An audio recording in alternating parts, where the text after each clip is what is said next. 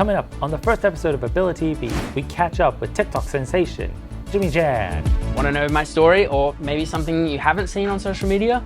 Well, check out the first episode of AbiliTV to find out. We're joined by Australia's Federal Minister for Disability, Bill Shorten.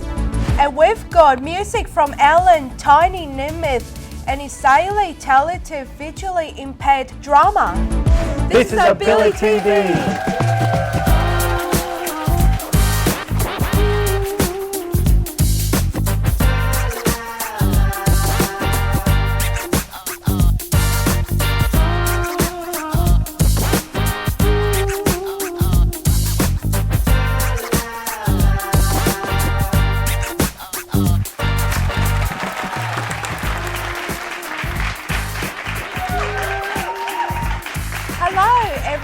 I'm Ashley Pickering. And I'm Brandon Johns. Welcome to our first episode of AbiliTV with special guest host, MC Wheels. Thanks guys, thanks so much for having me. It's awesome to be here. Great to be on the first episode of AbiliTV, and I really can't wait to see where this goes for you guys, Thanks so much for joining us at the desk. Now, you're a rapper with a special condition. Yeah, so my condition is spinal muscular atrophy with respiratory distress. It's a muscular condition that progresses over the time. It's a weakening of the muscles, and basically I have always tried to live my life wanting to focus on the strengths that I have rather than the limitations, and it's led to pretty amazing things. Yeah. We appreciate you being part of our first show because, let's face it, this is exactly what AbiliTV is all about. Absolutely. And it's so great that we finally got a show on Aussie TV that's made by people with disabilities while also shining a light and focusing on abilities. We want AbiliTV to be a truly inspirational show, and we're really glad that you're joining us for the ride. We're going to take a deep dive into how AbiliTV is made and meet the people who are working behind the scenes to bring it all together a little later in the show. But first, it's time to meet an amazing individual and hear their inspiring story. If you haven't heard of Jimmy Jan, you must have been living under a rock. A skiing accident left Jimmy a paraplegic, but despite this, he turned his journey into a source of inspiration and fun. Using social media to share his life in a wheelchair, he's a powerful advocate for disability awareness. From tackling everyday challenges that some of us take for granted, like hanging a painting or putting the clothes on the line, to engaging with a global audience, Jimmy shows us the strength in resilience and the power of a positive outlook.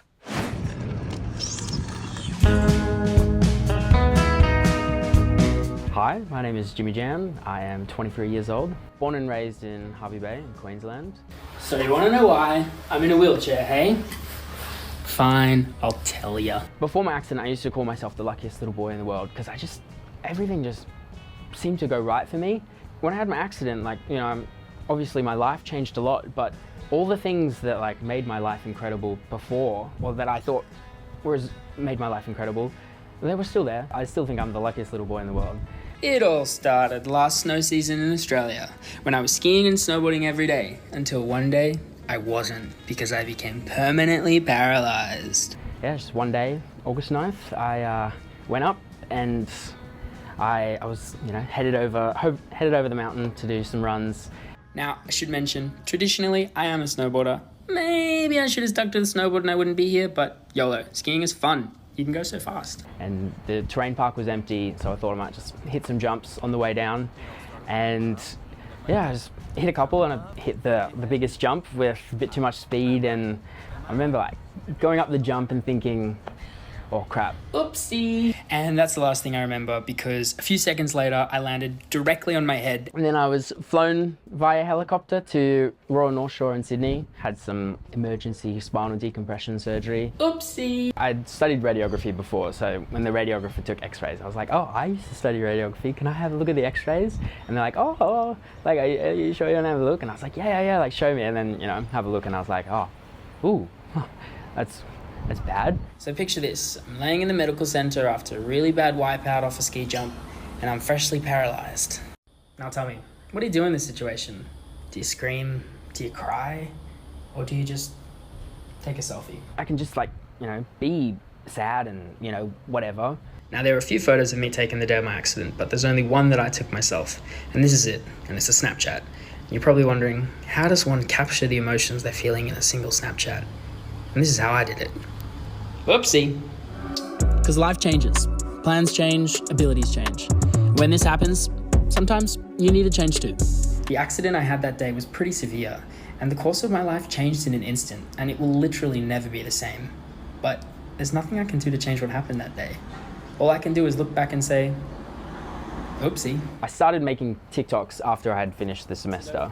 Because it was in that second round of COVID, not a lot of visitors.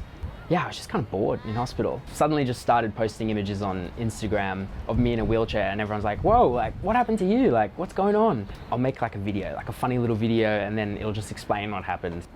I just think we have one shot at life, just one single time of existence on this planet, and things happen and stuff changes, but a lot of the time there's nothing you can do to change what's happened. I can't change the fact that I had a spinal cord injury. I can't adjust the fact that I'm in a wheelchair. I just want to make the most of my life and have the most fun I can.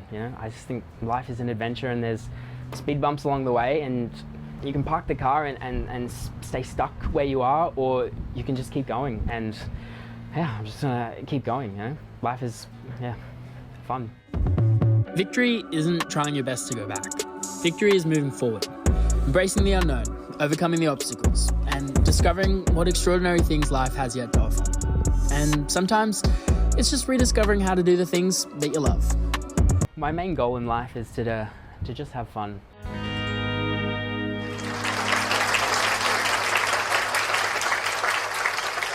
That was such a great story, Jimmy.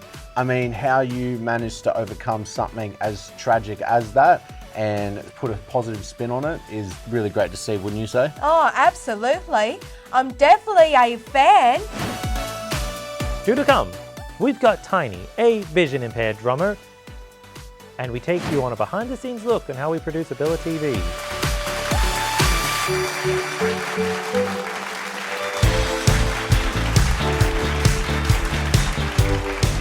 You're watching the first episode of AbiliTV. Make sure you connect with us on social media. We're on Facebook, Instagram, TikTok, and YouTube. So smash those follow and subscribe buttons and start, spreading the word.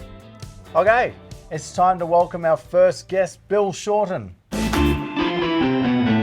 Bill Shorten was born and raised in Melbourne and is a proud Victorian and Collingwood supporter. He joined the Labor Party when he was just 17 and became the federal member for Maribyrnong in 2007. He had two failed attempts at becoming Prime Minister in 2016 and 2019, but when Anthony Albanese won the federal election for the Labor in 2022, Bill Shorten was appointed the Minister for the National Disability Insurance Scheme. Please welcome Bill Shorten. Thanks so much for joining us, Bill. Hope you're feeling good. Yeah, very good. It's a bit colder in Melbourne than up in Brisbane, but nice day, and it's great to be on your show. I feel very privileged and special. Oh, that's great. So, Minister, can you share some of the key initiatives currently in place that support people with a disability in Australia?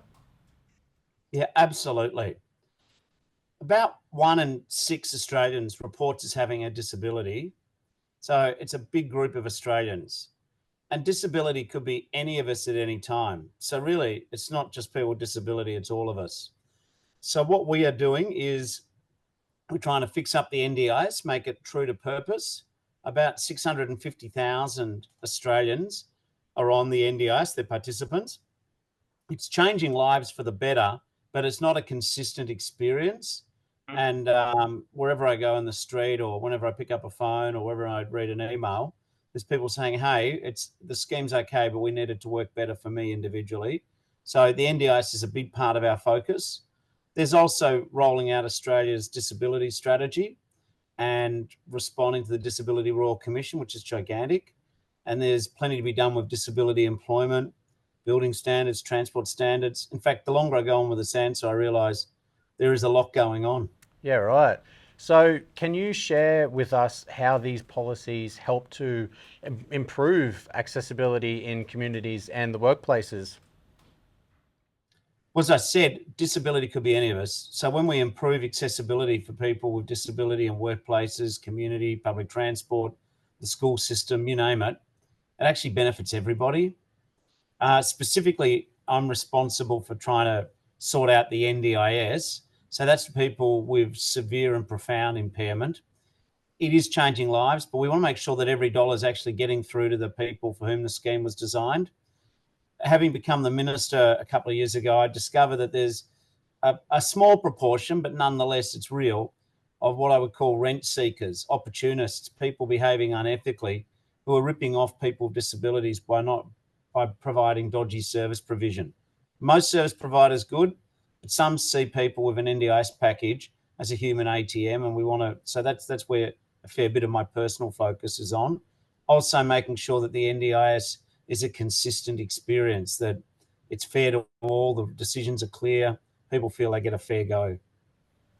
Minister, with all the changes to be applied to service providers, I am just wondering, what impact will this have on the NDIS participants and people like me? Do you think these changes will make it more challenging for smaller service providers to survive? No, I hope not, and I don't expect so. Choice and control is central to the scheme. I was one of the people that helped create the NDIS when I campaigned with people with disability back as far back as 15 years ago when it didn't exist. And choice and control was a central part of the value system. The aim is to give a package of money to a person and give them choice and control so they can have a fulfilling life. Problem in the scheme is that we've got about 87% of providers are unregistered and about 12.5% are registered. What that means is that we don't know what's going on with some of that 87% of the service providers. Many of them are very good, by the way, but we just don't know. And what we want to do is almost press the restart button on the service providers. Now, I understand that some people are not registered because it's too much red tape, it's too clunky, it's too slow, it measures the wrong thing. So that's fair enough. One of the tests for any new registration system or enrolment system has to be that you can still have individual service providers, sole traders, new startup, small family businesses. You know, we don't want to say one size fits all. So thank you so much for your time, Minister, and for clarifying all this information for us. It's been quite enlightening, actually. Well, time flies when you're having fun. Your questions were the right to what people are concerned about. Will I still be getting services? Will I still have control? But I'm keen to keep talking with you because your questions are reflecting what thousands of people are curious or worried about. So it's a good chance just to be accountable and talk straight down the barrel of the camera to yourselves on behalf of people with disability. Oh, thank you, AbiliTV. Yeah, well, we really appreciate you coming on the show. And is there a way that we might be able to tempt you to come on Let's do it and again. co-host? If you don't mind, if my answers weren't too annoying, then that's good. Let's do it again. Please thank Minister Bill Shorten.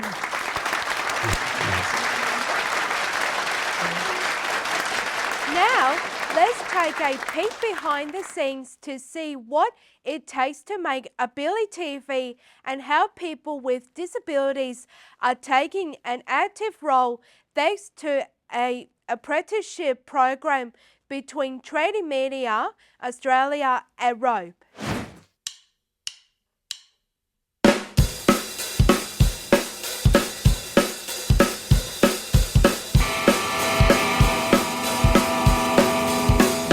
It's now become an all-inclusive program, which is absolutely fantastic. It's not just people with a disability in front of the camera, it's people with a disability all the way around, so behind the camera, in front of the camera, doing all the things to make the program happen. Today is the first filming of AbiliTV. It's nice to see this evolution of our collaboration where it's now become a program where we are able to offer, I guess, traineeships to participants of Rope.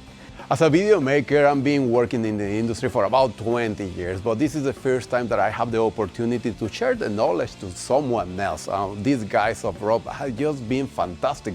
My name is Cooper, and this is my first time doing AbiliTV. Michael, and I've not been on TV before. So we want you to learn the skills, so maybe in the future, if you want to, you can get a job in this area. They learn so fast, they're very onto the work, and they are enjoying the process. Couldn't be happier with the first day. Like Fran, it got to the point where I didn't even need to tell her what to do. She was just doing my job. It was amazing, which kind of worries me that somebody can pick up my job in, a couple of hours, but here we are. All three of them do have intellectual disability, autism.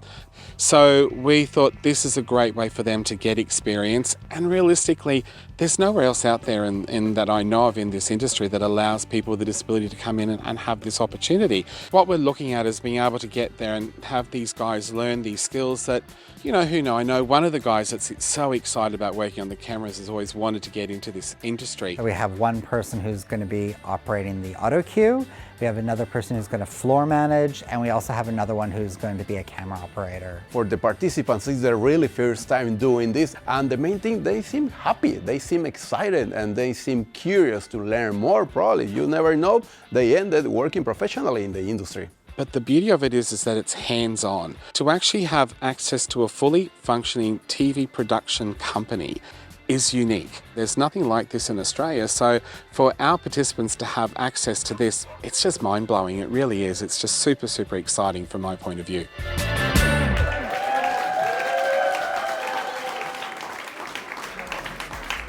You are doing a fantastic job behind the cameras. Now, don't go anywhere. There's more to come on AbiliTV. Up next, we meet Tiny, an incredible drummer.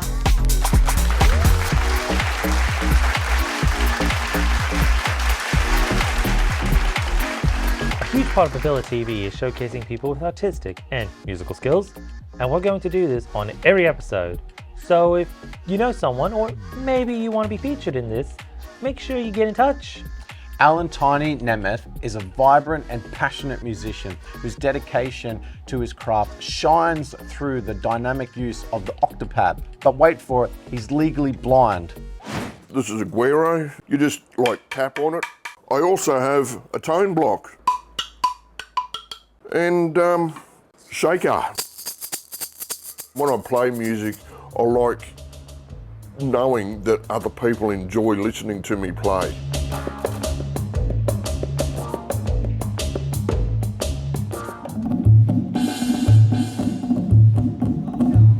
Oh, the music, I just love music. I feel good playing it. Oh, very much so. I feel very connected with playing the drums.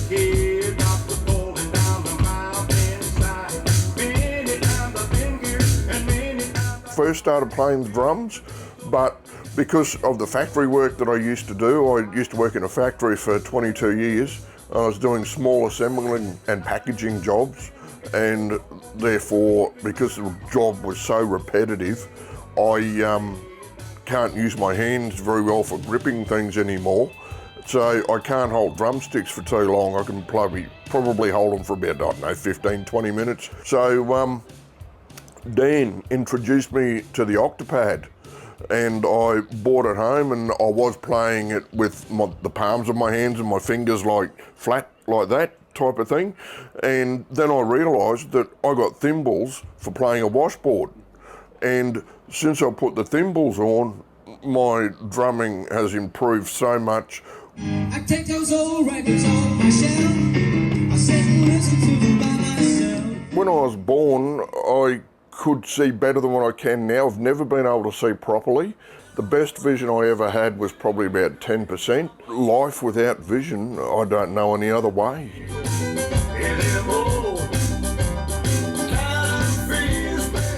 With dogs, like people, they have different personalities and they don't do things exactly the same. His name's Zeus, and we've been together for just around 3 years, maybe a bit more. This is what Zeus does. He just lays at my feet all the time. As long as he's with me, he's happy, and vice versa.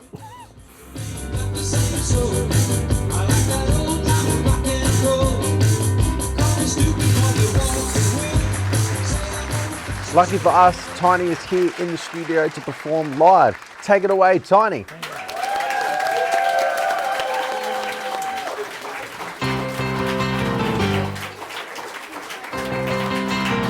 I take those old records off my shelf. I sit and listen to them by myself. Today's music ain't got the same soul. I like that old time of rock and roll. Don't try to take me to a disco. You won't even get me out on the floor. I'm gonna scream, no, no, no, no, no.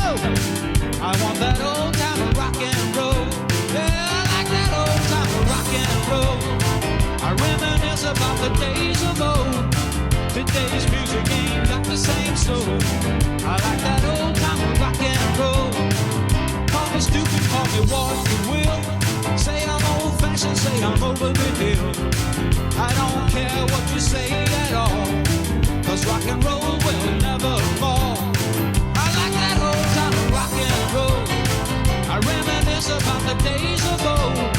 Today's music ain't got the same soul. I like that old time of rock and roll. Yeah. When I was a little bitty baby, my mama would rock me in my grave anymore. Kind of feels back home. It was down in Louisiana, about a mile from Texarkana.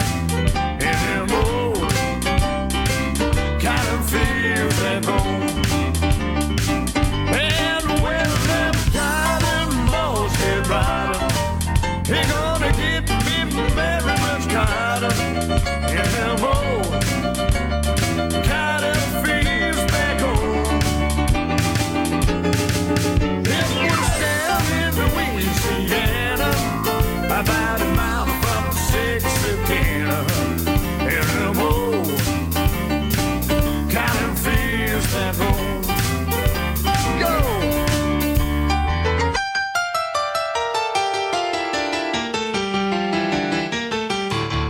Well, there I was in Hollywood, wishing I was doing good talking on the telephone line. They don't need me in the movies, and nobody sings my song, so I guess I'm just wasting my time. And then I got to thinking, man, I'm really thinking I really had a flash this time. It's time that I was leaving, and nobody would be breathing, so I'm going back to Tulsa time. Yeah, living on Tulsa time. Yes, I'm living on Tulsa time. Gonna set my respect to it, then you know that I've been through it.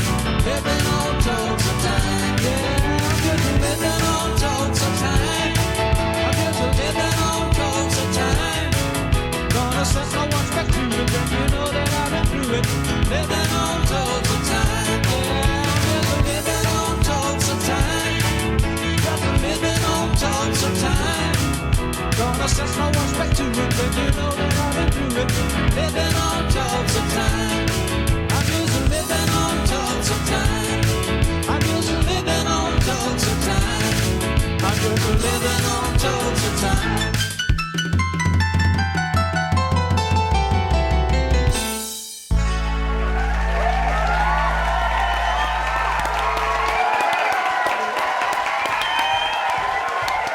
That was such a sick performance.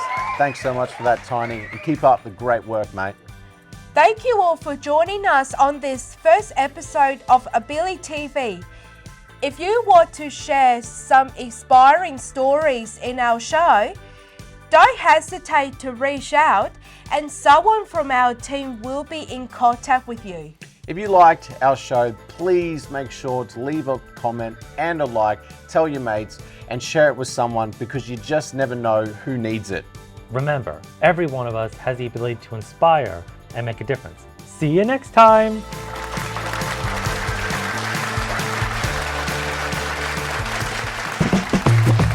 AbiliTV is produced by Trending Media Australia in partnership with Rope.